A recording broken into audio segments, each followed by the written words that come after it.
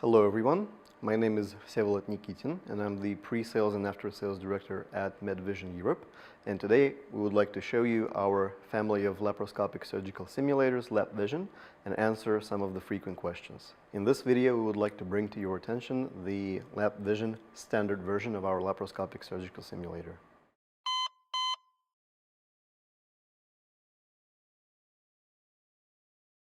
Let's begin with the standard version of LapVision simulator. It is one of the three versions that we offer, the other ones being the LapVision Smart, which is a mobile convenient solution for easier transportation, and the third one being the LapVision Hybrid, which is a combination of laparoscopic hardware and our highly realistic MedVision patient simulator, Leonardo. The standard version is an all-in-one system, which makes it very convenient to deploy. It's a plug-and-play system. All you have to do is plug it into the outlet and you're good to go. So let's start going through the features of the simulator. At the bottom we have 4 wheels with stoppers to fix the simulator in place. And on the right-hand side here we have the on and off switch. And all you have to do when you're launching a simulator is do a short press, and the software will launch automatically. No additional actions are required. On the frame, we have 2 Full HD monitors, one of them for your visuals with an anti-glare coating for improved imaging. And the one on the right-hand side is a touch screen, and the menu controls are optimized for touch input, and they are exactly the same throughout all of our surgical simulators, so that you'll always feel familiar with the interface and at home with our surgical simulators. Here we have height adjustment, and the range of height adjustment is very broad, suiting taller and shorter trainees. Let me demonstrate to you.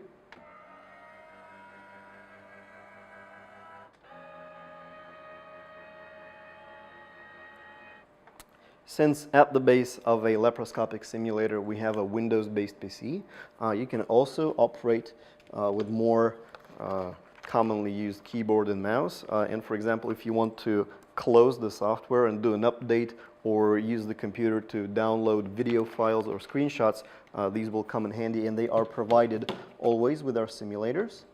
On the left-hand side we have a holder for our wireless instruments and a laparoscopic camera, and with our surgical LapVision simulators we always provide extra instruments so that you have one spare. In the middle section of the simulator we have our proprietary magnetic feedback system, which is not only more realistic but is also more reliable. Of course it's hard to show through a video, but we'll do our best to show some of its unique features and advantages. And of course you are always welcome to come and try for yourself in our numerous showrooms all over the world or at events that we're hosting or are participating in. LapVision standard version of the simulator is more convenient within a simulation center when you have to transport the simulator within one room, from room to room and from building to building. But if you wish to move to a different location, you would need something like a truck to transport this simulator because it's quite tall and heavy. However, for these cases we have a smart version of the simulator which packs into 2 suitcases and can be placed in the trunk of a regular car. After launching the simulator, it will greet you with the user select screen where you can select user, create a new one, or change the language of the interface. So here we have English, Russian, Chinese, Japanese, and Dutch. And in development coming soon we have Spanish, Italian, French, German, and Arabic languages. So stay tuned, they will be automatically updated into the simulators. So let's have a closer look. I'm going to press select user, and it takes you to a screen where you would usually input some data like login and password information, but since this is a demo unit, I'm just going to press accept, and it's going to take me to the main menu. In the main menu, let's go piece by piece. I'm going to start with endosurgery, and here is where you have all your training modules and exercises. I'm going to select one to show what lies beneath, so we're going to do sigmoid colon resection, for example, and in this screen is where you could choose the sub-module that you want to try and train. So here you would either have a different anatomy, a different action training, or a different procedure training within a surgical complex. So pressing next, in this screen you can choose an anatomy if it is provided for this case. So for example, here we have a male patient of 50 years old, or it could be, for example, a female patient of 65. So it depends on the module. Where is relevant, it might have different anatomies. Anatomy description, exercise description, videos if you want to have a look beforehand, and a couple of very important options right here in the bottom right corner. So free mode of the operation allows you to do the operation in the way you see fit. So for example, using different instruments, using different techniques, or generally giving you more freedom. If you aren't launching it in free mode, it's going to hold your hand and it's going to only let you go to the next step when you have executed the previous one perfectly. So it's more suited for first-timers, for example. And then below that, record video replay of the exercise. Don't forget to tick this box if you need it. But generally, if you're just training, it's not necessary because at some point it's going to clog up the memory of the computer, the storage, and you'll have to close the program and clean up a little bit. And here we have the difficulty level selection. This will not affect the actual surgery. It will affect how harsh the metrics and the grading that you're going to get after the surgery is going to get. And in the bottom left corner right here, we have the button that takes a screenshot. So let me press it. It says screenshot is done. And in this top right corner, you have the user select icon. So you can press this one and go back to user selection screen from any submenu in this software. So let's go back here, pressing the arrow in the top left corner. Back. Training courses. How are they different from the first section? So this is a sequence of modules. After you are launching a training course, you have to either complete it or to terminate it from this menu, or it's going to keep taking you to this course. If you want to launch something outside of this course, you'll have to close it and go back to end the surgery and launch it independently. Going back, and we have statistics here, and statistics are recordings of your operations and your training sessions here, and let's press one of them, statistics. It's going to show you a detailed report. So here you'll have time, you'll have your grade, the amount of points you got, and for example, parameters like blood loss or how accurate or how smooth you were using your instruments. You can export to Excel, or you can straight out print the statistics, and gives you added flexibility. Since this is a Windows-based system, you can connect a mouse, you can connect a keyboard, a set of speakers, or you can connect it to an external big screen. So for example, we like to do demos with big screens in election halls, for example, so you can show it to your whole class. Let's go back here. Teaching materials are basically videos that we have in this system. So in this system, we will have two kinds of videos. So one kind, let me find some, yep, got it right here. So one kind of them is going to be an actual surgery recording. So you can see how it is in real life and try to get the feel of it. And you can scroll through it. You can access this before surgery, during surgery, so it doesn't matter when you're trying to have a look. So for example, because graphical and drawn objects might not always look exactly like they do in real life, so you might want to go here, or you might want to watch a video of this surgery before going into the actual operation. Now let me show you something. If we go back here and go teaching materials and go to hernioplasty, so this was operation hernioplasty, and if you just press hernioplasty right here, it's going to show you a module performed by one of our employees on this simulator, and it will give you a better, like a hint, an idea of what you're trying to do in this module as well. Let's have a look at some of the advantages and features of LapVision Simulator, and I have launched a module, total hysterectomy, and I'll show operation of camera, instruments, and some other features with this one. So first of all, choosing the angle of the optics, I'm going to first demonstrate with a 0 degree. With a 0 degree, you can see we are entering the trocar here, and you can see the other trocars up there. And the closer you get, the more intense the light is getting, because we have this little feature simulating the light source on the tip of the camera. So I'm going to remove it and go to 30 degree optics to show how you can operate this. You can do the swivel and rotation, left, right, up and down, of course, and angle adjustment like this right here. So I'm going to go back and choose the 0 degree again for this module, and I am going to fix it in a position that I like. So after this, we're going to take the wireless laparoscopic instrument. It consists of 3 parts, so the branches of the instrument, the little enclosure where we have all the electronics and a magnetic stick that is working together in conjunction with our coils for the magnetic feedback system. So they are pretty gentle, and be careful with them because they will stick to metal, and they will especially stick to each other because they're both magnetic. And if this happens for any reason, change the grip, please, and unstick them carefully as not to bend the metal. It's pretty soft, so it's not too hard to bend it back into shape, but still helps being a little more careful around them. So this button at the top is to turn it on and off, and you can see it blinking rapidly here, which means that it is connected and is working fine. When you are setting it to charge, it's going to start flashing in orange. So I'm going to choose endo shears for this demonstration, and what I want to show you is I want to show you the physics that we have here and the way you can make mistakes and amend for them. So I'm going to make an incision, a cut here, and you can see pretty severe bleeding started there, and you can actually see the liquid physics. If I place my instrument here, the blood splatters all over, which I think is very realistic. And then not only can you work with the organ that you can see on the screen, you can actually damage the rest, so the surrounding tissue. So not only can you make things in a perfect way, you can also make mistakes and correct them. If I switch to virtual tips mode, you can see little red indicators which will show where the actual bleeding is happening. So, and the blue line, of course, shows where you have to make the incision.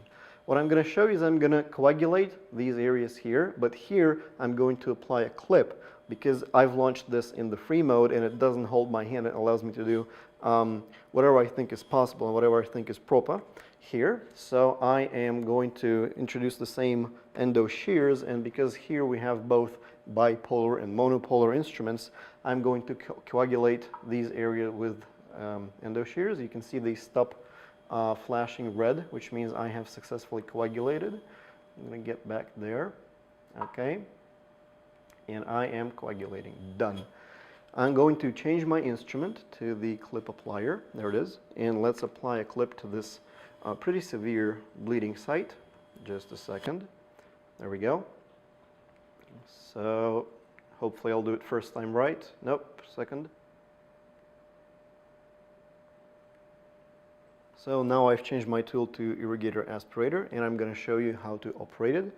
So what we can do is we can, for example, wash away some of the blood excess that we have here. You can see it's gone now.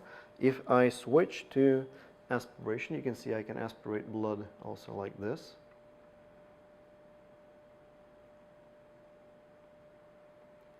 And in our simulator we have liquid physics. So basically what it means is that when there's liquid coming and coming, if you have a cavity, it's going to go there, and you have to actually touch the liquid to aspirate it, and if it's under the organ, you have to actually get in there and aspirate that area as well.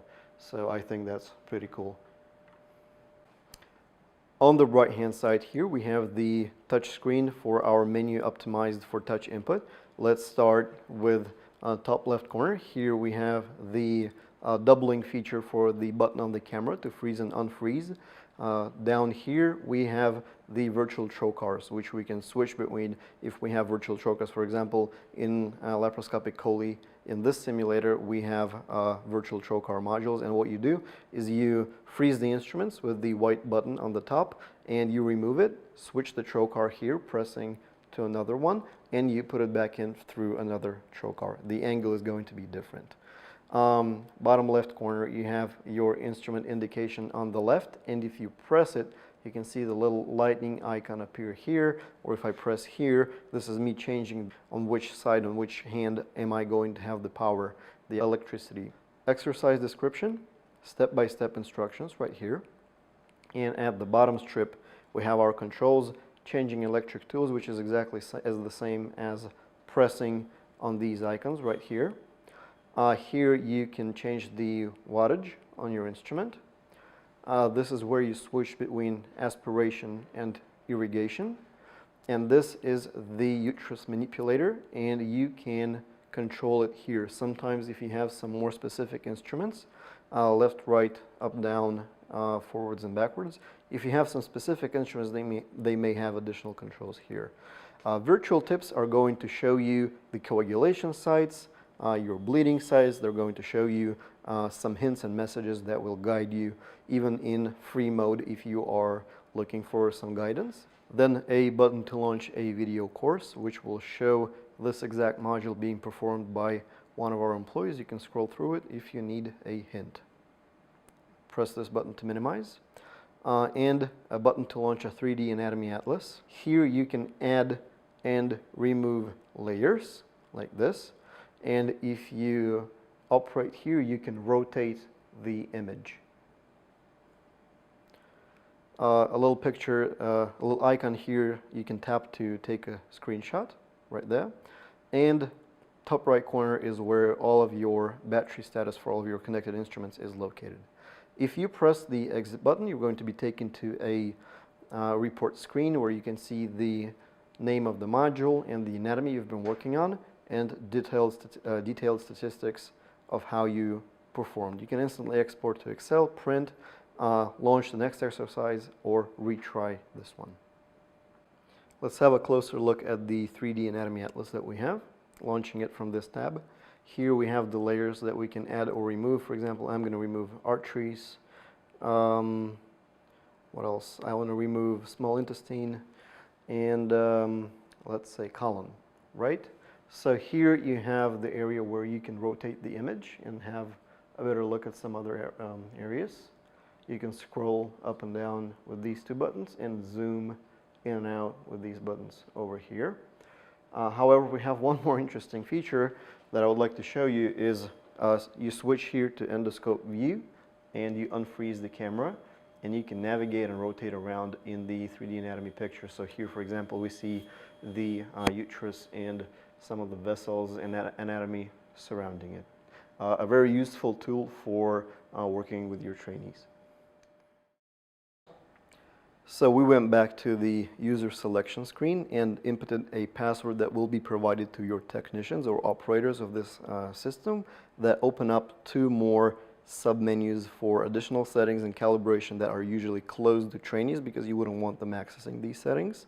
So I'm going to go to additional settings first, and here you have three submenus, and let's start one by one. Personalization houses two very important settings. So first one is related to your instruments. Usually when you are operating in a module, when you close the branches of the instrument and open them, it opens up a menu of tool selection. And if you tick this box here, the instrument selection is going to be here on the screen rather than on the instrument. But we like it on the instrument because you have to completely remove the instrument from the port, which mimics what you would do in real life. So it has an added layer of immersion. The second one is switch on and off the feedback of tools. So this one is also important because if you for some reason believe that the feedback system in your instrument is interfering with your module or your performance, or you believe it is unrealistic, you can turn this off in this setting here and it's not going to interfere anymore. Second one is database management, and here you can back up and restore data. And the last one, a very important setting, monitor settings. So sometimes after transportation, after a Windows update or something else, monitors might get mixed up. So because they have specific numbers, so for example, the touch screen is a number 1 and the second monitor up top is number 2, and after an update they are mixed up, or vice versa. You want to go to this setting and either connect a mouse and click, or click with your finger, and they will be as they should be because the menu is on the right monitor always because it's a touch screen.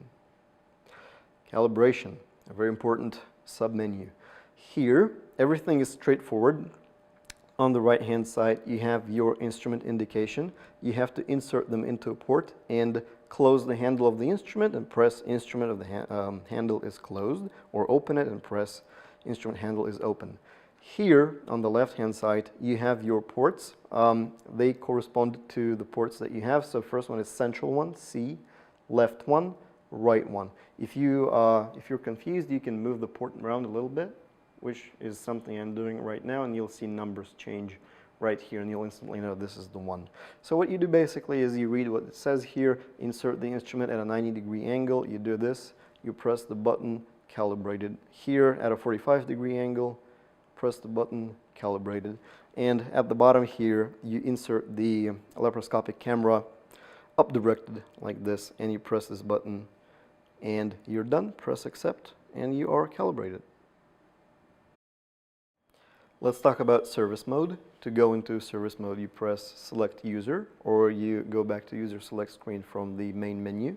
Here you press the user tab, and here either with the connected keyboard or with the one that will pop up on the screen, you enter 427, which will always be true for all of our surgical simulators. You press accept, and you can instantly know that you are in the service menu when you see the X appear in the top right corner to close the software, which you don't want your trainees to do.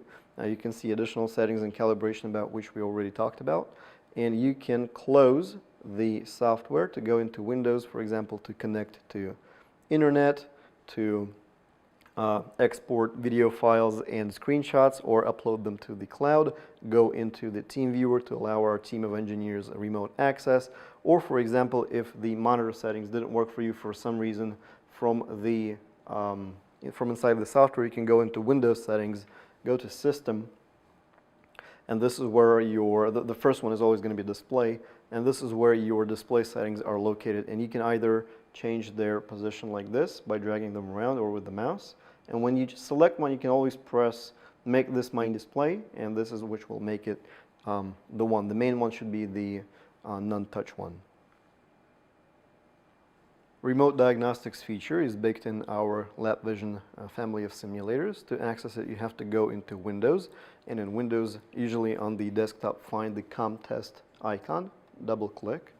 So when you connect online or via phone call with our software engineer, they might ask you to launch ComTest, and here I will illustrate what you might need to do. So they would ask to physically move or press some buttons on the elements of the system, and they would see on the screen the response. So that, for example, here I am moving the port, and we can see that it is connected. So I can do it for both ports. And here, if you switch to instruments, you can look at all of your instruments individually, pressing buttons, rotating them, opening and closing branches, so the engineer will tell you what to do to get the diagnostics. So I'll give you an example with the laparoscopic camera. Here we have 3 buttons. So for example, when I'm pressing it, you can see it lights up in green and shows that it's being pressed.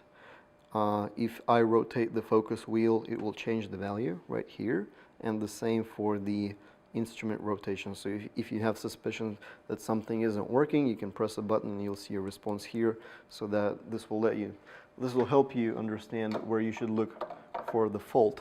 And if you press pedal, I'm pressing the pedal now here, you can see that there is a response, and it certainly works. LapVision standard, rear view. Here you have your PC where you can connect your keyboard or mouse or external USB flash drive, or connect it to internet via cable, or connect additional monitors, for example, if you so desire. Don't forget to flip this switch over here to turn the PSU on and off. And when you get your new simulator, all you have to connect is 3 things. They're right here. So first of all is the power cable, standard, connects in here.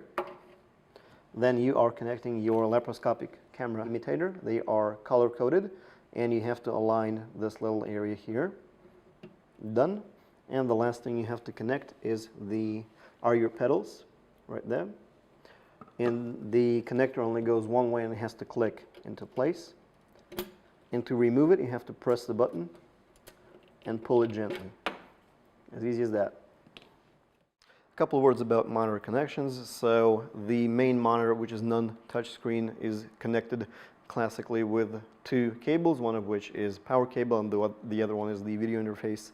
In this case it's HDMI, but it can be a DisplayPort DVI VGA connector. However, when it comes to the touchscreen monitor, it's always 3 cables, one of which is USB-B, which is responsible exactly for the touch input. So a common problem when something stops working, just plug them in more firmly back together, and that's it. And the plaque we have over here will specify your serial number, your Windows serial number, date of manufacture, and where it was manufactured. So it's always located at the back of this stand here. Thank you for watching. This and many other videos about MedVision simulators can be found on our Instagram, YouTube channel, and on our website. See you in a live demo.